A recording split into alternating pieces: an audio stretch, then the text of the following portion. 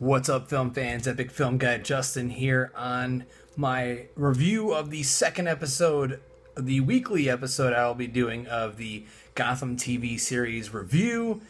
And I just finished watching the second episode. Now, if you watched the first episode, you know that I was not impressed. Huge Batman fan that I am, and huge fan of awesome television, especially drama television. And I was not impressed with that first episode.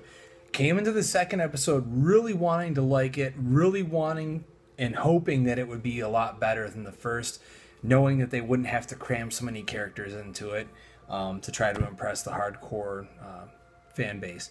But yet again, a good friend of mine who actually comments on our stuff all the time said the writers must have ADHD, and he's 100% correct. Thanks, Patrick, because they definitely do. They're still trying to cram way too much into each episode, almost like they're really worried that Fox is still going to cancel them after the first season. It's almost like they have someone behind them, you know, with a knife, like, you have to get this season right or you're done with, which we know that Fox likes to do. The pacing in this episode, I admit that it's much better than the first episode, which felt really rushed. This one, while still a tad bit rushed, had a little bit more breathing room as far as giving people a little bit more time on screen. We see Mackenzie's Gordon a little bit more. But again, a huge issue that I'm having here is, to me, this whole show is interesting because it's supposed to be about Gordon and what makes him tick and his character arc, you know, from beginning to end. The part about Gordon we never saw in the comics or the animated series or the other movies. And still, we kind of just have little bits and pieces of him and with him and his girlfriend Barbara. Yeah, funny, right? It's just small compared to all the rest of the stuff that's in the show that's still crammed full of Batman villains and characters. Penguin shows up again in this episode, and well, I'm still actually digging what they're doing with the character. It's a new kind of fresh take on the character. It's still overly violent. I love my violent movies. I love violent villains and characters, but I feel like they're throwing it in there purposefully. I mean, Penguin smashes a beer bottle and stabs a dude in the throat and blood splatters all over the front of the windshield of a car. I mean, I can see Penguin doing that, but I mean, we just learned who this character was in the first episode. Let him, you know, become what he's supposed to be first. Is he now? He's just automatically a villain. He's just an evil bad guy because he got wronged by someone and they attempted to kill him off. I mean, whatever.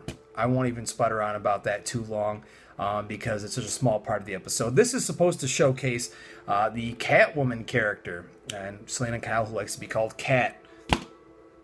Really? She likes to be called Cat. You're going to pull that punch this early on. She's supposed to be a 13-year-old character who Cameron Beacon-Dova is actually 15 in real life. But I give her credit. She's actually quite good in her scenes for the horrible dialogue that she's given. I really think that the writers on this show really dropped the ball. It's almost like they said, you know, let's make it comic booky and fun, but let's try to make it gritty and violent at the same time, but let's still make it like kind of hammy. Like, the hammy aspect is not left in this second episode. It's definitely still there.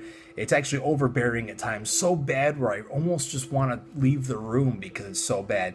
The great thing about Nolan's films, and not trying to compare it all, but is he knew how to direct his actors, and the dialogue was very well written, especially the stuff that his brother actually helped out with, touched up Goyer's work. But it's still hammy. I mean, it just feels a little bit too comic booky for my taste in the aspect, or in the direction of, like, it's trying to be too fun when it's trying to be violent and brutally gory. It doesn't mix for me. Aside from that, I think that it's still trying to focus too much on young Bruce. And I know at this point in time, we have to accept he's going to be a major character. He's going to be a major part of what they're trying to have this show based on. But at the same time, spoiler alert, he's trying to burn his hand. And he even mentions to Gordon, I'm not trying to hurt myself. I'm testing my limits.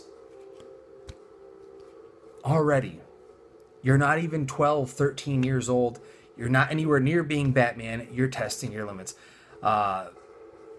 And the performance is hit or miss for the kid. I mean, not bad casting choice, but at the same time, I feel like the direction in those scenes is just horrible. But not as bad as the first episode, but at the same time, I'm still disappointed. This show is not hit its mark at all for me. It's actually hard for me to stay interested. That sucks because I'm a huge Batman fan. Batman's my number one. And secondary, I love awesome television, especially crime dramas. And again, you have both best worlds. The show is shot beautifully. I can't even say enough how great it looks. Every single scene of the city, everything looks perfect. If it was a little less hammy, a little bit more serious, and a little less shocking in the scenes that are trying to be badass, I'd really enjoy this and just tone it down. You don't need to overact so much.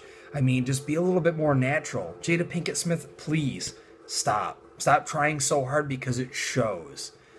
Again, I came into this optimistic, even more so than the first episode, but I was not impressed yet again. Not as bad as the first, but still not great. Probably not even good.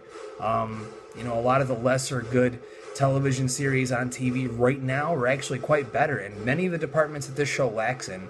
So, no actual star rating or rating from me, but point is, I thought the show lacked again, and I'm still hoping that it will finally, get running and it will find where it's supposed to be and hit its mark. But other than that, Big Film Guy Justin here. Why don't you tell me on our Facebook page what you thought of the episode and on our YouTube page. You know where to find us. Get a hold of us. We want to hear what you think.